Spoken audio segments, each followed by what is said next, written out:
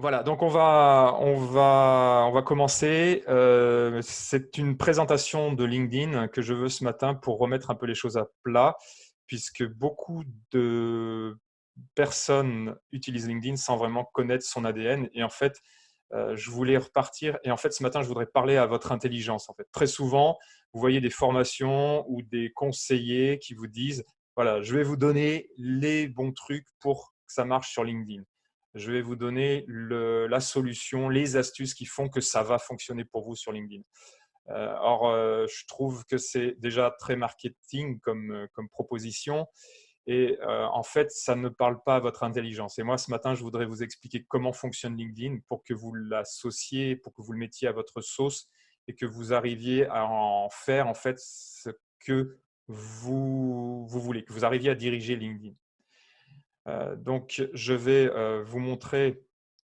On va faire ça sera aussi un sorte d'atelier, c'est-à-dire que vous avez devant vous, j'espère, une feuille et un crayon, car je vais vous poser quelques questions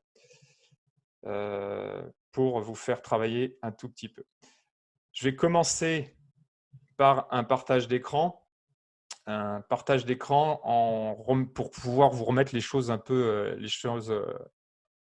en clair au niveau des chiffres. Voilà, donc je pense que vous avez tous à l'écran, en janvier 2020, le nombre d'utilisateurs actifs sur les réseaux sociaux. Alors, ce qui est intéressant sur ce graphique, c'est que vous avez à la fois en France et vous avez dans le monde entier. Ça permet de remettre un peu les choses à plat au niveau des réseaux sociaux. Car la première question qu'il faut se poser quand on décide d'être présent sur le web et sur les réseaux sociaux, c'est de se dire, est-ce que je suis au bon endroit? Et c'est vraiment une première question à vous poser avant de vous lancer sur LinkedIn, c'est est-ce que LinkedIn est pour moi l'outil qui va me permettre d'arriver à mon objectif? Donc aujourd'hui, vous voyez que LinkedIn, en 2020, il y a 6,8 millions d'utilisateurs. Ça, c'était en début d'année. Je pense qu'avec la crise pandémique que nous traversons, le nombre d'utilisateurs a explosé. Sachez que ces utilisateurs, très souvent, les utilisateurs LinkedIn ont une présence très passive. C'est un point qui est important sur ce réseau social, c'est que ce n'est pas une CV Tech, c'est une erreur de débutant de se dire je vais copier-coller mon CV sur LinkedIn et ça va fonctionner. C'est un outil qui est beaucoup plus puissant que ça. C'est un outil qui est non seulement une carte d'identité et une présentation de votre profil au niveau des compétences, mais est aussi un outil d'activation et de travail à faire dans votre réseau. Donc, c'est vraiment un gros outil de réseautage. Pour parler des autres réseaux sociaux rapidement, donc vous voyez que après Facebook, il y a WhatsApp qui est un réseau social qui a pris vraiment de l'ampleur. Alors WhatsApp, c'est aussi une autre façon de l'utiliser. Vous voyez, par rapport à LinkedIn, on n'aura pas on n'aura pas les mêmes outils, les mêmes contenus à mettre sur LinkedIn ou sur WhatsApp, par exemple, et on n'aura pas forcément les mêmes objectifs et les mêmes résultats. Sur ce tableau, il manque pour moi un réseau social qui est important, c'est YouTube. C'est de plus en plus important parce que ça aussi, c'est un élément que vous pouvez mettre dans votre stratégie pour avoir un élément de différenciation, c'est la vidéo. La vidéo a pris une ampleur impressionnante ces derniers temps, surtout donc avec la pandémie. Et en fait, être présent sur le web sans avoir une vidéo, ne serait-ce que de présentation de votre profil, c'est pour moi c'est un plus d'avoir vraiment votre vidéo, d'avoir une présentation LinkedIn avec votre vidéo. Surtout que LinkedIn a une richesse de contenu et de différenciation des contenus qui est importante et qui peut être très profitable pour vous. Alors voilà, vous voyez qu'il y a énormément de réseaux sociaux différents. Je voudrais en fait vous faire un premier exercice où vous allez pour Facebook, LinkedIn, Instagram, je vais vous demander pour ces trois, me dire par rapport à l'action de aimer un beignet, c'est-à-dire que vous aimez manger les beignets, Vous allez me dire quelle différenciation vous feriez entre Facebook, Instagram et LinkedIn par rapport à ce contenu des beignets qui est quelque chose que vous maîtrisez, votre passion, vous aimez, enfin, comment vous traiteriez sur ces 3 réseaux sociaux différents cet aspect-là de votre caractéristique? C'est important. Alors là, c'est l'exemple, on va dire, fun du beignet, mais vous, sur LinkedIn, vous avez forcément donc mettre en valeur quelque chose de votre personnalité ou de votre parcours. Donc, est-ce que ça paraît clair? Vous me faites un pouce si ça paraît clair, ma demande. Ouais, donc je vous laisse réfléchir, allez, 3 minutes sur ce point-là. Alors pour ceux qui veulent, qui sont un peu plus rapides, on va inclure alors attendez, hop, on va inclure, YouTube aussi. Comment YouTube on ferait? Et puis, oui, Pinterest. Pinterest qui est un réseau social d'images. Donc en fait, cet exercice, le but, c'est de vous sensibiliser sur le fait que tous les réseaux sociaux sont différents et que dans la façon où vous allez traiter une idée, une info, eh ben, il va falloir la traiter d'une manière différente d'un réseau social à l'autre. Et j'ai trop, par expérience, de prospects et de personnes qui me disent « Oui, mais les réseaux sociaux, ils se valent tous. » Et très souvent, on va aller sur un réseau social parce qu'on sait le maîtriser, parce qu'on a le voisin ou quelqu'un de sa connaissance qui est dessus. Et en fait, ce matin, je voudrais vous mettre un petit peu en alerte par rapport à est-ce que vous avez réfléchi à pourquoi ben, ce matin vous êtes sur LinkedIn.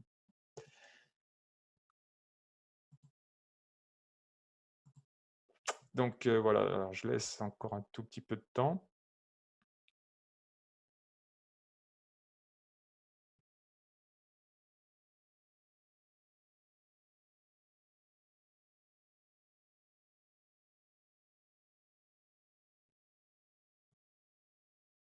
Ok, donc j'ai des réponses. Alors Géraldine, sur Insta, je mettrai une petite vidéo en montrant un peu les coulisses de mon beignet. Oui, c'est une idée, effectivement, c'est le visuel sur Instagram.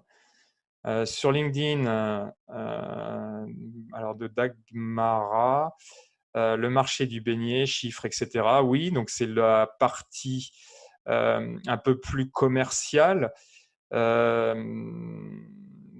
Encore que sur le... Alors, c'est très marketing, c'est très commercial, cette réponse. Mais moi, sur LinkedIn, je mettrais plus la compétence du beignet, en fait, que ce que vous connaissez. Alors, le marché du beignet, ça en fait partie. Mais voilà, je suis spécialiste des beignets.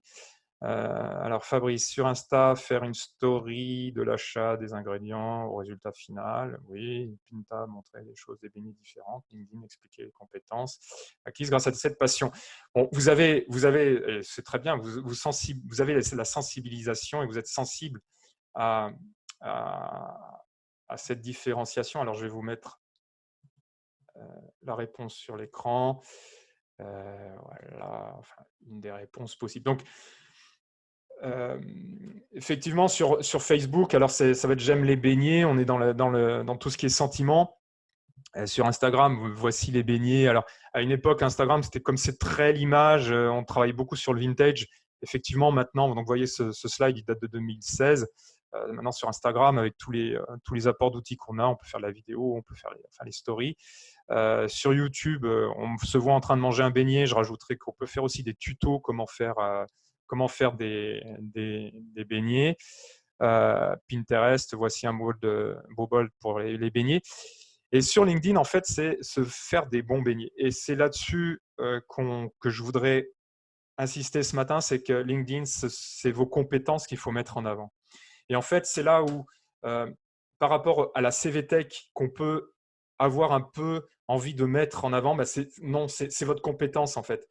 Sur LinkedIn, qu'importe finalement, je trouve que les posts sur LinkedIn sont de moins en moins importants. L'intitulé de poste est de moins en moins important parce qu'en fait, un intitulé de poste veut tout dire et rien dire. Chef de projet, moi, ça ne veut pas dire grand-chose.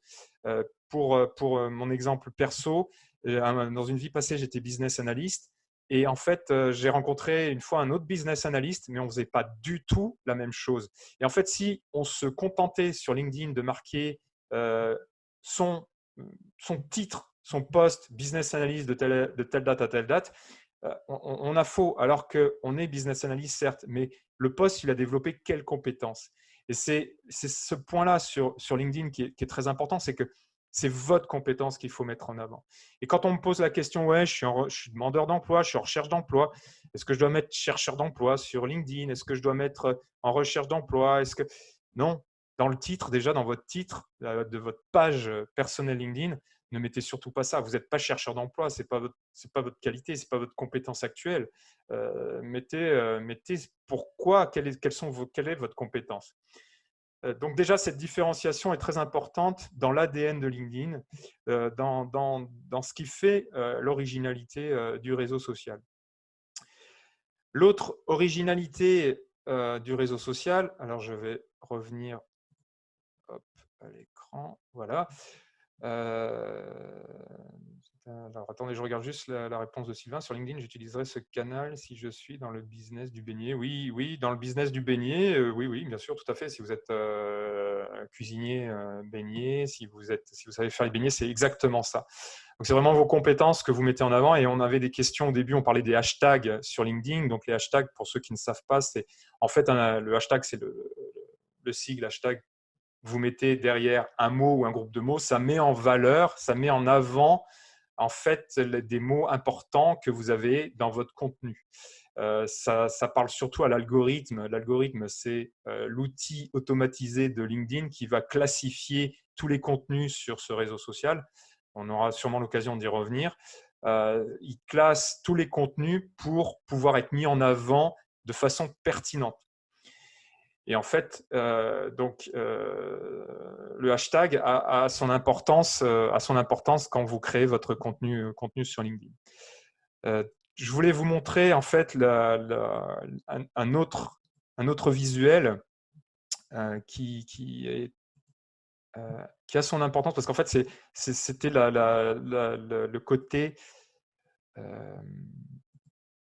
c'était l'ingéniosité en fait et la nouveauté LinkedIn quand ils sont venus sur le marché en fait. Eh bien, ici c'est représenté par une cible et en fait LinkedIn a été le premier réseau social. Vous êtes ici vous présent sur LinkedIn avec votre compte personnel et vous avez tout autour de vous des personnes et des profils qui gravitent autour de vous. Vous avez un premier réseau, premier cercle rouge, qui sont vos contacts directs. Contacts directs sur LinkedIn, ça va être quand vous créez votre compte. Très rapidement, LinkedIn va vous demander de rentrer en contact avec des gens et de dire que vous avez votre compte LinkedIn. Très souvent, on se met en contact avec des gens qu'on connaît.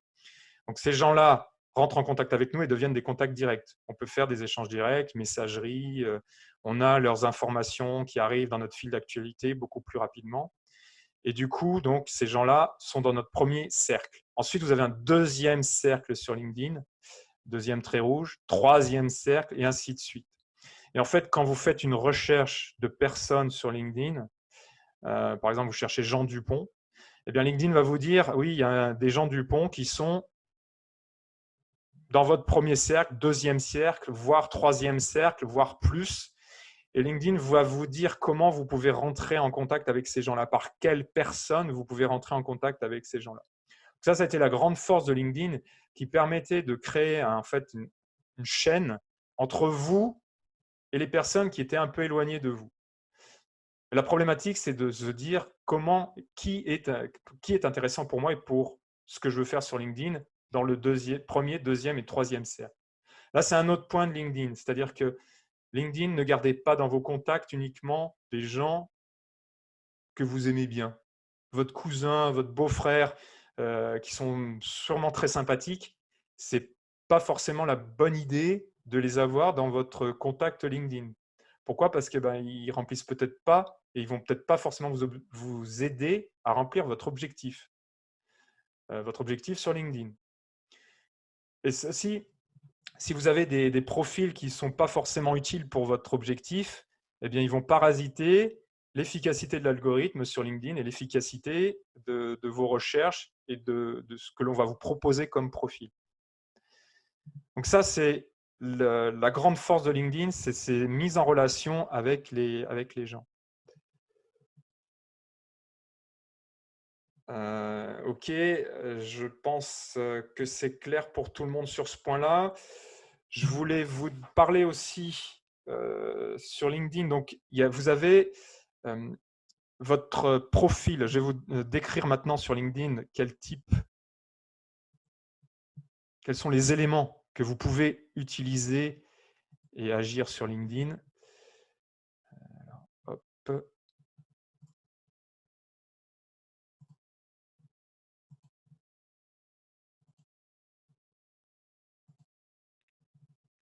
Alors, vous avez sur LinkedIn votre profil. Généralement, c'est la première chose que vous remplissez. Enfin, vous devez remplir votre profil. N'avancez pas masqué, ne créez pas un profil. C'est vraiment la première étape, c'est de le créer de fond en comble, votre profil. Vous avez une multitude d'étages à remplir, une multitude de parties à remplir.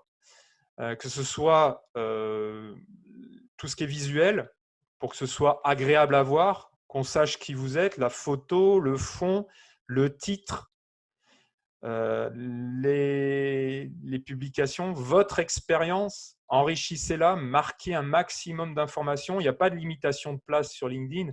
Profitez-en pour pour mettre des documents, des vidéos. Remplissez tout ce qui va vous permettre de remplir votre objectif. Il n'y a pas de, c'est pas un problème si par exemple vous avez des trous dans votre profil LinkedIn, des trous au niveau chronologie, c'est pas grave.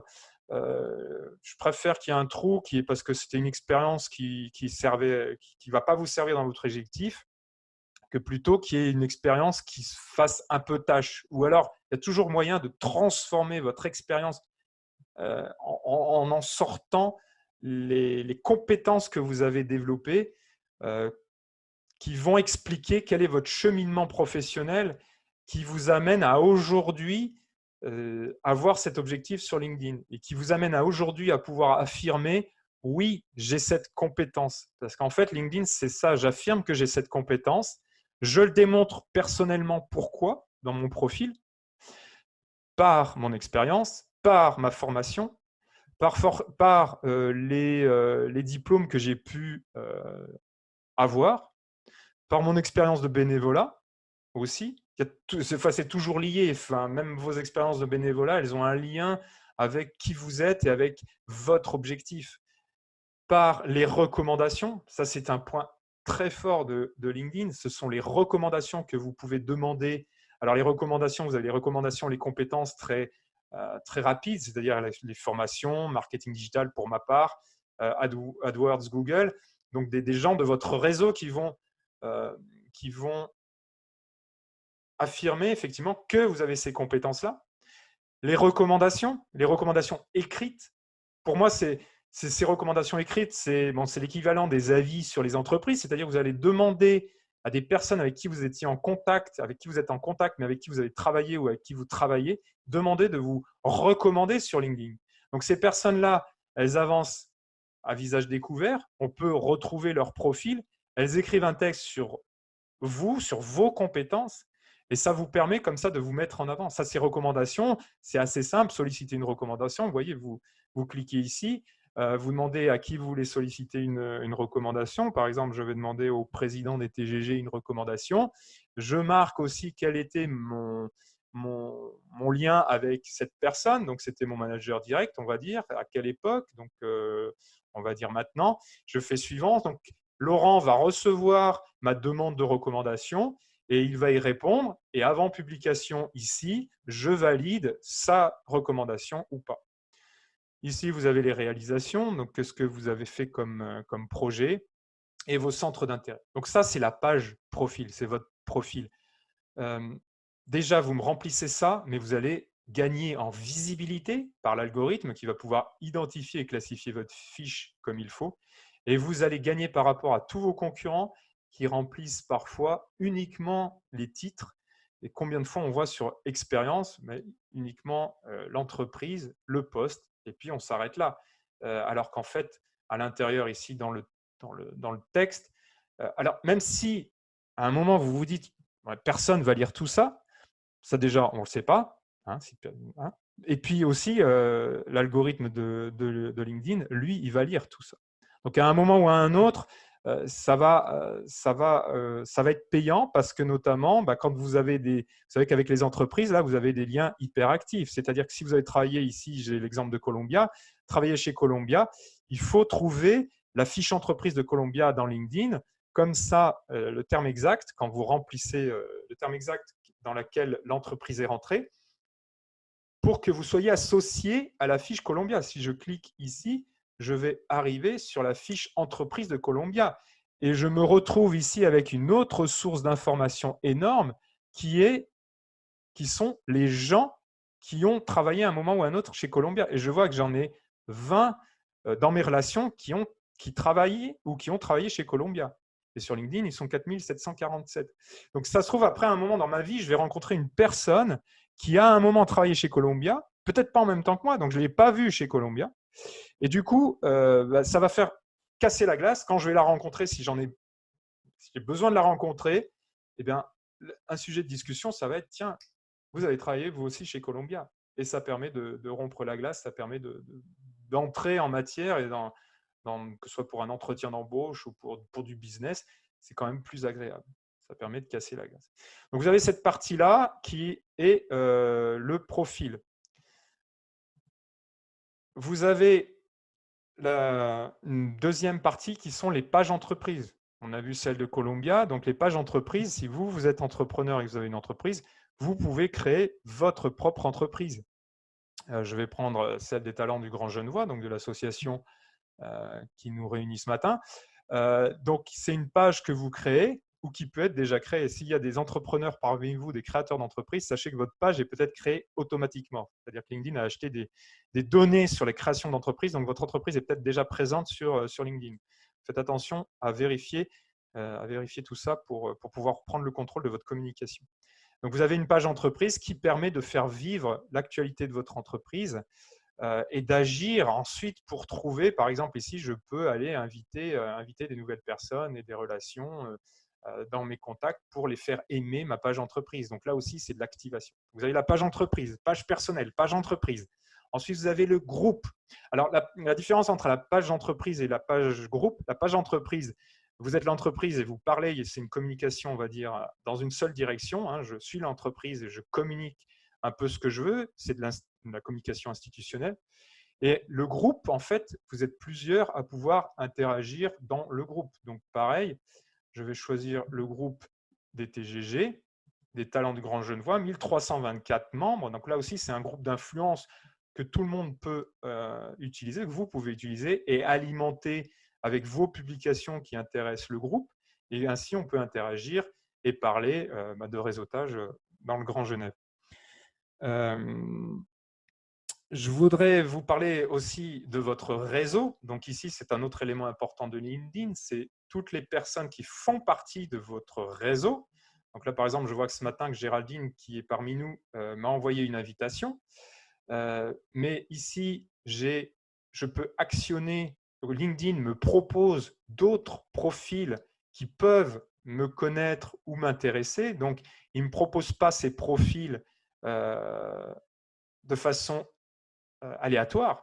C'est en fonction de ma navigation, en fonction de mon profil, en fonction des anciens profils que j'ai acceptés, des anciens comptes que j'ai acceptés. LinkedIn me fait une classification et une sélection. Donc, c'est là où c'est important, où il y a un travail important dans votre référencement de votre profil et de vos mots-clés, qui a un travail important à faire pour que LinkedIn vous mette aussi en avant par rapport à ces gens-là. C'est-à-dire qu'ensuite, votre profil sera proposé de la même façon que ceux-là me sont proposés, sera proposé à d'autres personnes. Donc ça, c'est le réseau. Vos relations, de temps en temps, comme je disais tout à l'heure, faites un peu le ménage.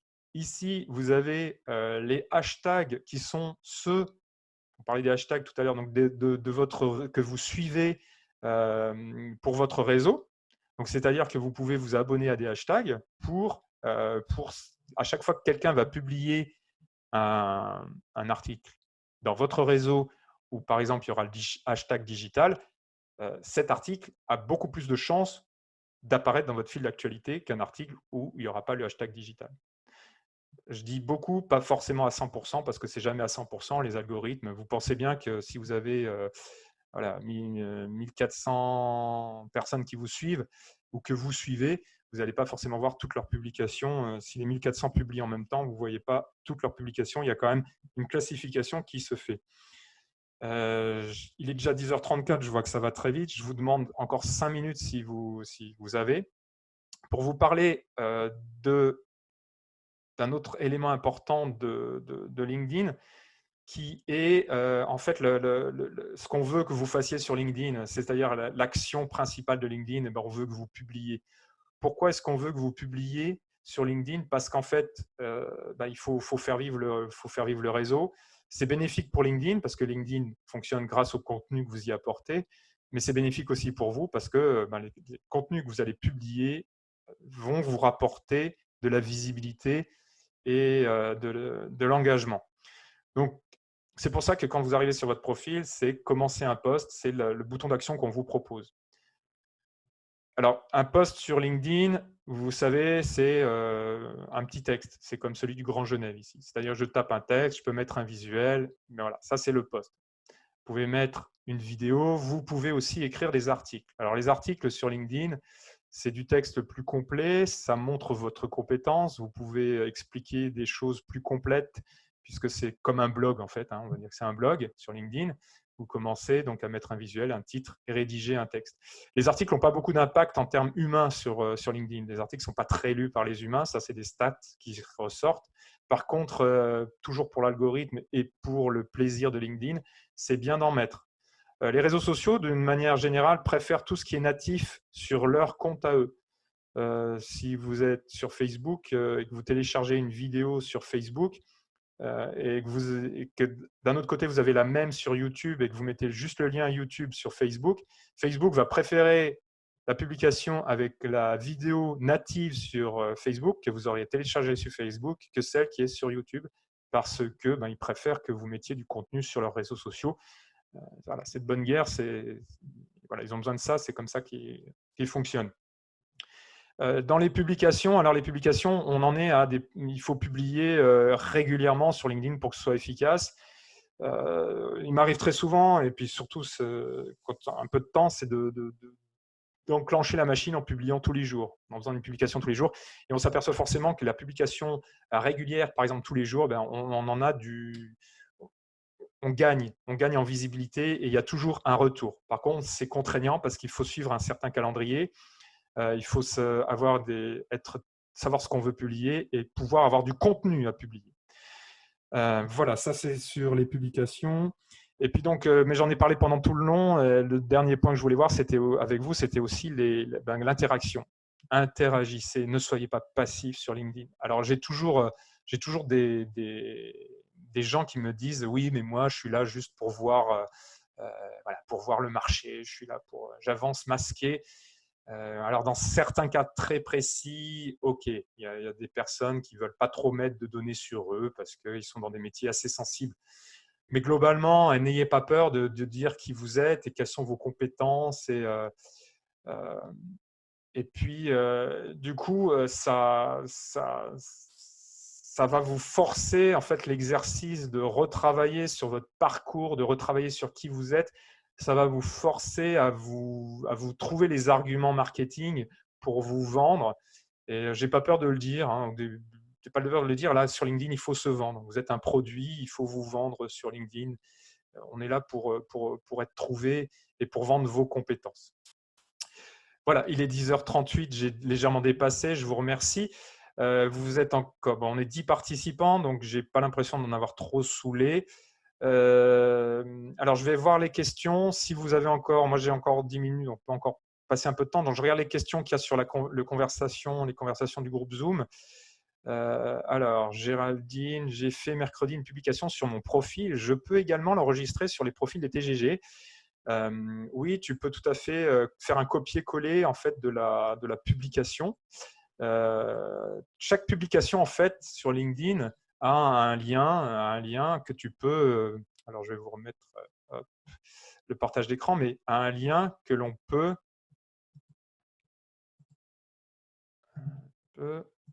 Merci. Hop, là, voilà. Chaque publication, par exemple ici, la CCI de France-Suisse, je peux avoir copié le lien vers le post. Donc ici, je vais avoir enregistré dans ma boîte, le lien et je peux aller ensuite le coller. Alors là, je vais le republier dans mon fil d'actualité, mais copier-coller dans cette publication. Alors, la question de la mettre après dans les TGG, il faut bien sûr que c'est un intérêt avec les TGG, mais ça, je pense que c'est assez évident, que ça a un lien, mais tout à fait. Et on verra que tu apportes du… Bon, je te tutoie, mais bon, tu apportes un élément au TGG. Moi, ça va me donner ensuite envie d'aller voir ton profil. C'est-à-dire que souvent, on croit connaître aussi un peu les gens, un peu leur parcours, et puis en fait, on ne les connaît pas. Donc, agir assez souvent sur des réseaux dans un groupe, à un moment ou à un autre, quelqu'un les gens vont se poser des questions sur qui vous êtes, ce que vous faites, et on va aller voir votre profil. Il y a la technique aussi qui marche. Alors, c'est des techniques que certains utilisent, c'est que si vous voulez vraiment attirer l'attention de quelqu'un, vous avez ciblé une personne sur LinkedIn et vraiment attirer son attention, dès qu'elle publie quelque chose, vous mettez j'aime, vous mettez des commentaires. Et au bout d'un moment, cette personne, forcément, elle va venir voir votre profil. Alors, faites attention, pas que ce soit du harcèlement, mais c'est une technique aussi qui peut fonctionner. Le tout, c'est de savoir à qui je m'adresse. Est-ce que j'ai la bonne personne? Donc là, après, c'est du social selling. C'est une autre phase qu'on peut voir plus tard dans l'apprentissage de LinkedIn. C'est vraiment de se dire quelle est l'étape suivante une fois que j'ai bien imprégné, que j'ai bien mis ma présence sur LinkedIn, quelle est l'étape suivante pour aller chercher les bonnes personnes? Question de débutante. Comment éviter que mon réseau reçoive des notifications à chaque fois que change quelque chose à mon profil? Alors, il y a dans les paramètres. Alors déjà, il y a les paramètres. Ouais, dans les paramètres, on peut modifier et marquer que quand vous faites une modification sur votre profil, on ne le voit pas apparaître. Notamment, moi, c'est quand je change ma photo de profil ou le fond, je trouve que c'est une information que mon réseau n'a pas forcément à savoir. Donc, c'est dans les paramètres du profil, décocher la case informer les personnes. Sachant que c'est aussi une question qui me revient souvent, vos publications et toutes les modifications de vos profils ne sont pas vues instantanément par tout votre réseau. Ils sont vus par un échantillonnage de votre réseau que va sélectionner l'algorithme de LinkedIn. Et en fonction de la réaction de cet échantillonnage, LinkedIn va amplifier la visibilité de votre publication ou pas. C'est ce qu'on appelle l'heure fatidique. Enfin, vous pouvez lui donner le nom que vous voulez, mais l'heure après votre publication est très importante pour l'efficacité de votre publication. Si vous publiez à 2 heures du matin, vous pouvez avoir un contenu extraordinaire. Si ce contenu n'a pas de répercussion dans votre réseau, il ne va pas y avoir un effet boule de neige. Donc, c'est aussi une remarque que je fais souvent, n'hésitez pas à republier le même contenu quelques jours, quelques semaines après. Il n'y a pas de mal de faire des doublons de contenu si vous manquez un peu d'inspiration, surtout les moments où vous manquez d'inspiration, mais que vous savez que vous devez publier pour garder un rythme de publication intéressant. Alors, Fabrice, il a une question orale. Alors, est-ce que je peux… Ok, alors Fabrice, oralement, est-ce que je vais pouvoir te débloquer? Alors, je vais débloquer le micro de Fabrice. Hop, non, c'est bon. Est-ce que toi, tu peux débloquer ton micro?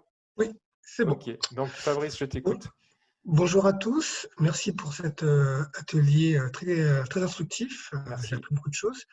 Petite question pour les freelances, pour les indépendants. Souvent, lorsqu'on fait des missions courtes, donc on a forcément aussi des dates très courtes dans les missions. Donc comment en fait donner une cohérence à tout ça? Comment est-ce qu'on doit afficher les dates? Comment également est-ce qu'on doit regrouper ces expériences Parce que souvent également, lorsqu'on est indépendant ou freelance ou peu importe, on peut avoir des missions, une mission A de type A, ensuite faire une mission de type B, C, D et revenir à la A 2, 3, 4 ans plus tard. Voilà, comment présenter tout ça? Donc, vous êtes en freelance, vous avez une société, vous avez un nom de société, une entreprise? Non, je travaille en indépendant, je suis porté, mais je travaille en indépendant. D'accord. Donc, moi, ce que je mettrais, ça serait votre titre de freelance, le domaine où vous êtes en freelance, et en dessous, effectivement, alors, je mettrai la date de début de votre activité de freelanceur jusqu'à aujourd'hui, si vous l'êtes encore. Et en dessous, dans le descriptif, c'est-à-dire je mettrai chaque mission que vous avez eue pour les différencier les unes des autres. Bon, je repartage l'écran. Alors, on est un peu dans la même configuration. Enfin, vous voyez, moi, là, c'est deux points différents. Donc, j'ai mon entreprise. Et ici, donc, j'ai mon activité un peu de mon entreprise. Et là, j'ai une autre activité qui est dans le même domaine, en fait. C'est-à-dire que c'est ça qui est important, c'est qu'il y ait quand même un lien entre toutes vos activités qui vont en fait demander les mêmes compétences, qui vont faire appel aux mêmes compétences. Vous utilisez les mêmes compétences dans chacune de vos missions. Elles ont un point commun, c'est votre capacité de les réaliser. Donc, pour moi, vous avez l'autorisation, vous avez la légitimité, pardon, de bien mettre le titre de votre entreprise actuelle et en dessous de lister les entreprises et les missions que vous avez eues. Et si vous avez des missions que vous reprenez genre 2-3 mois plus tard, ce que je ferai, c'est que je mettrai la date de début et la date de fin sans préciser qu'il y a eu un trou au milieu où vous n'avez pas travaillé sur cette mission. C'est pas gênant pour moi d'avoir en fait des missions qui se chevauchent en fait. C'est ça. Pour moi, c'est pas gênant. Sur LinkedIn, je trouve que la présentation s'y prête bien. Parce que dans la présentation, on voit bien votre titre actuel avec le nom de votre entreprise. Et pour moi, c'est ça qui doit faire tilt. Et après, tiens, je regarde, tiens, Fabrice, qu'est-ce qu'il a fait? Ah oui, tiens, je vois, il a fait cette mission ici, ici, ici. Et après, dans chacune des missions, vous détaillez bien quelle mission, ce que vous avez fait au niveau chiffres, au niveau les résultats, et puis pour quelle entreprise. Voilà, ça serait le conseil que je vous donnerai. Ensuite, alors, François, Fabrice, excusez-moi, j'ai répondu, c'est bon, ça vous va? Voilà, que je sois pas à côté de la plaque. François, alors si je veux mettre de l'ordre dans mes contacts et en supprimer, est-ce que les personnes que je supprime sont informées? Non, les personnes que vous supprimez ne sont pas informées. Ils ne vont pas recevoir une notification qui va dire que vous les avez supprimées. Elles le sauront si jamais elles veulent vous recontacter. Elles ne pourront plus le faire de façon directe, en message direct. Et puis, elles recevront…